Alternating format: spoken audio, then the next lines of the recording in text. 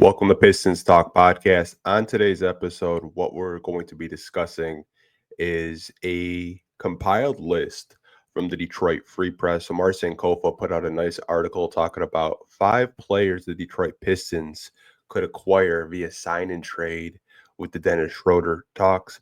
We're going to be looking at all 5 of these players, breaking down their contracts, and I'll give you guys my favorite target personally with this list. So let's get straight into today's episode. So here's the list that Omari Sankofa came up with. If you guys are subscribed to the Free Press, you probably read the article this morning like I did. So he had Malik Monk from the Sacramento Kings, Harrison Barnes from the San Antonio Spurs, Kyle Kuzma from the Milwaukee Bucks, PJ Washington of the Dallas Mavericks, and last but not least, Sam Hauser from the Boston Celtics. So we're going to go left to right. We're going to start with Malik Monk, kind of break down his contract details and some stats with him, and then kind of just make our way all the way down to Sam Hauser. So let's talk about Malik Monk, excuse me. So with Malik Monk, we talked about him on the podcast a couple of days ago. He's going to be 27 years old going into the 25-26 season, starting in a few months. Now, he's still relatively young, you guys, and I know there was a lot of pushback when we talked about him a couple of days ago. A lot of you guys were like, yeah, I'd be okay with PJ Washington. A lot of you are like, I don't want another guard on this team. We need more forward depth. We need way more size, which I get it. I get both sides of the fence with the arguments with Malik Monk. But when you kind of look at just his contract, he's going to be making $18.7 million going into this season. The following season, he'll be making 20.1. And then in 27, 28, he has the option to make $21 million, but he does have a player option if he does want to opt out of that. This season, he had career highs in both points per game and assists per game. He had 17.2 points a game and 5.6 assists per game with the Sacramento Kings. I think there's a lot of appeal there. From Detroit side, I know he's been a target since day one of free agency. The Pistons, trying to acquire him via trade. There's been talks about Jonathan Kuminga and the Kings. Those talks have kind of died down as of late. We're going to have to wait and see what does happen with the Malik Monk trade talks, or if Sacramento's just going to run it back. I saw a report also that could be a possibility with the Kings. I think a lot of things are still up in the air and a lot of things are still available. But I think if you're a Detroit Piston fan, Malik Monk does make a whole lot of sense on your basketball team. He's a combo guard. You can play him at point guard. You can play him at shooting guard. Very versatile. Can really handle the ball, shoot the ball. And I think you're getting a guy that is under 30, can kind of grow with that core and, lead your bench unit. But that was the first guy in the Free Presses article talking about his sign and trade that the Pistons could pursue using their cap space. The second player is, I feel like he's been playing for 15 years, and I had to look it up. He's only been playing for 13 years. I think coming up to this season, it'll be 14. And it's Harrison Barnes. So he'll be 33 years old when he does start this season. He's going to be a free agent at 34 in the 26-27 season. So he's just going to be in a $19 million cap hit. Little fun fact about him, while I was, doing prep for this podcast today for you guys, is he played all 82 games this season with the San Antonio Spurs. So he's a very durable player. Now, I think we can all agree that Harrison Barnes at this stage of his career is kind of trending downwards, which that's okay. I mean, he's an aging veteran. I know that there was some interest a few years ago from the Pistons sides of acquiring him. I don't really know what happened. I don't know if it was the Pistons side that didn't want to pay him. I don't know if it was Barnes's camp or why he didn't want to come here. But he's been in San Antonio during their rebuild, and San Antonio looks like they're not going to be rebuilding anymore. They're going to be really trying to compete with the West, building around Victor Wembanyama. But another little fun fact about Harrison Barnes this year is he actually shot a career high from three, you guys. 43% from three on 4.4 attempts a game. Only put up 12 points a game with the Spurs, but he's a forward now. Could there be a world where you have Tobias and you have Harrison Barnes as your power forwards on this team? Sure. I don't really know as a Piston fan how excited I would get about Harrison Barnes. I feel like he's just kind of like a placeholder until you feel like you're ready to upgrade that position. And I feel like that's what Tobias is there for right now. Like Tobias Harris is a really good placeholder. He's a good band-aid, but when you're ready to rip that band-aid off and like get a bigger name at power forward, you're ready to make that move. And I don't really know if, an expiring $19 million Harrison Barnes, um, for me anyway, it's just my opinion. I don't know how excited I would be about a Harrison Barnes, but maybe the Pistons front office feel like he could be a good locker room, good culture fit guy for them. So the third guys on this list is Flint native Kyle Kuzma. I feel like I've talked about Kyle Kuzma quite a bit on this podcast over the past 2 years. Um, I get it. There's the Michigan connection. And with him, when I was kind of digging into the contract and digging into his stats, like I don't know what happened with him because you kind of look at his stats, especially this year. He fell off a cliff.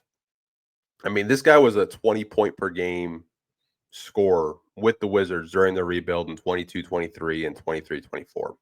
But since then, his production has just fallen off a cliff. He'll be 30 years old entering this season and then the 25-26 season, you guys.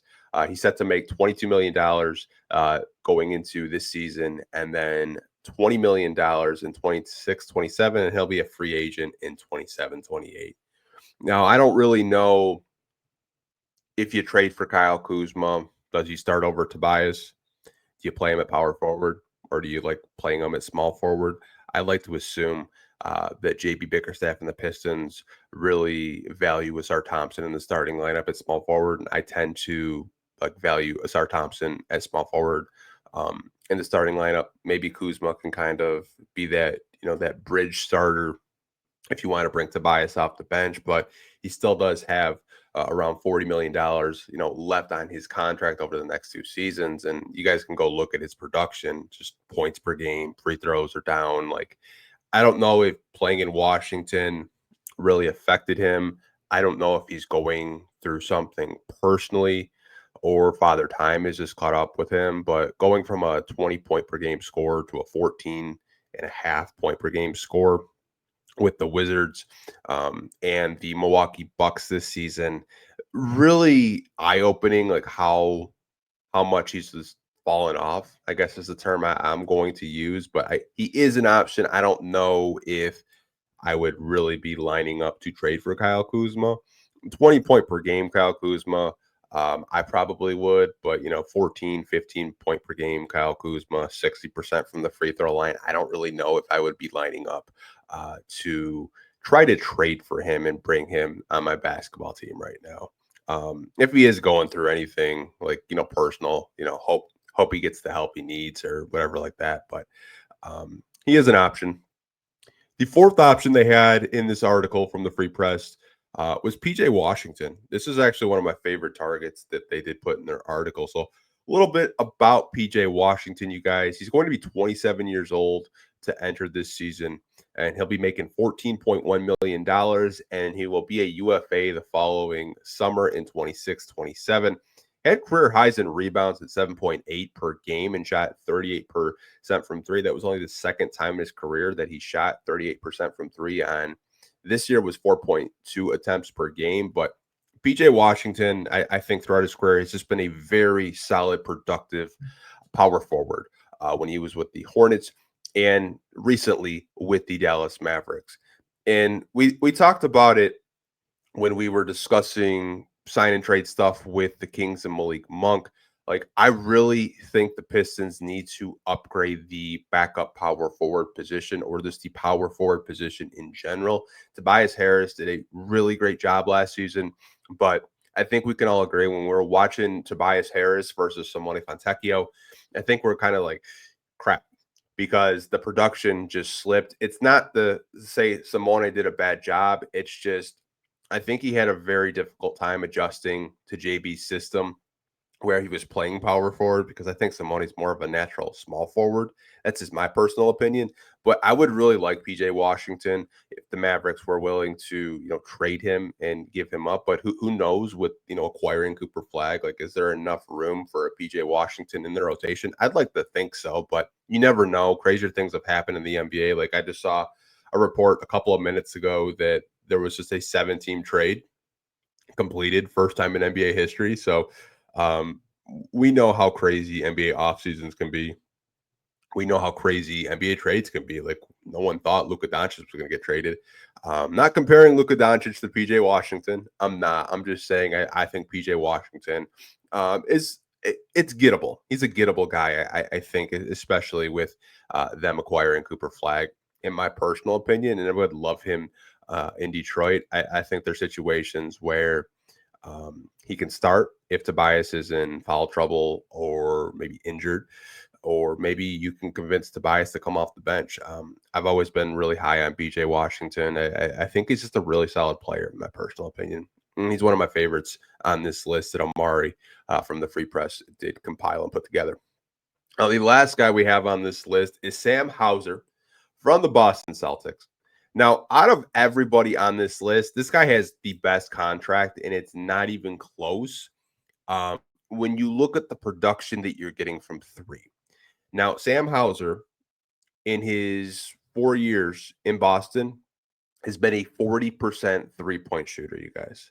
40% three-point shooter. That's elite. He's a bench guy, 8 points per game this season. You look at his contract going into next season, $10 million for a 40% three-point shooter. That's a bargain, especially with the way the cap space is going up. You look in the 26-27 season, $10.8 million for Sam Hauser. The following season, 11.6. And then in 28-29, 12.4. And he'll be a UFA in 29-30, and he'll be 28 years old going into this season, you guys. If you're looking to acquire a forward, a small forward, power forward, combo forward, if you will, that shoots a high volume from three, I think Sam Hauser, best contract on this entire list that the Free Press did come up with. If you're looking for another sniper off your bench, maybe you're trying to fill that tech role with Tobias and you think you can get a Sam Hauser to back up at Tobias Harris, I guess go for it. But you're just looking for a sniper and a really good contract. I think Sam Hauser makes a whole lot of sense. But just kind of talking about each of these guys, a little bit of like what they did this season, career highs with Malik Monk for points per game and assists per game. Harrison Barnes playing all 82 games. Kyle Kuzma kind of falling off a cliff production wise. And PJ Washington just being a really solid, consistent power forward for the Mavs, and Sam Hauser just being an absolute sniper from three. My two favorite targets on this list are PJ Washington and Sam Hauser. I've thought about the Monk stuff for a little bit, but it's sounding like Sacramento might just be running it back, and they're okay not being in the Kuminga sweepstakes. Sounds like the Warriors want a lot for him. I like Harrison Barnes, but I think that's why the Pistons have Tobias Harris. It would just be another Tobias Harris, in my personal opinion. And I don't know how that would like kind of gel and work for the Detroit Pistons. The Kuzma thing, it's just it's sad to see him, go from a 20 point per game scorer to a 15, 14 point per game scorer, and he's only 30 years old. Usually guys that fall off a cliff like that are a little bit older, but we don't really know what's going on with him. PJ Washington would probably be my favorite target personally, you guys. I don't know how you guys feel about PJ Washington, but I feel like he's just a perfect fit for what the Pistons currently need. It's a forward, a power forward that can rebound, power forward that can shoot threes at a pretty good clip, and can either start or back up Tobias Harris. And, Sam Hauser, for what it's worth, you can never have enough three-point shooters. But I'm going to wrap up this podcast really short and sweet because we're going to be seeing you guys in a couple of hours, 7:30 to be exact. Me and Sean Murphy are going to be recapping free agency for you guys so far. Hopefully, no breaking news happens while we're going live. But hey, you never know. I can't really predict when someone's going to get traded and when they're not. But let me know what you guys think of this list from Amari Sankofa at the Free Press. Which one of these targets are these players? If you're the Detroit Pistons in a sign and trade situation, would you want the most? Me personally, I told you guys PJ Washington would be my pick, but I would love to hear from you guys. If you're watching live on YouTube right now, or if you're an audio listener, leave a comment. Like, which one of these guys that the Free Press, outlined, would you want the Detroit Pistons to try to acquire via sign and trade? But see you guys in a few hours. As always, go Pistons. Take care. Peace.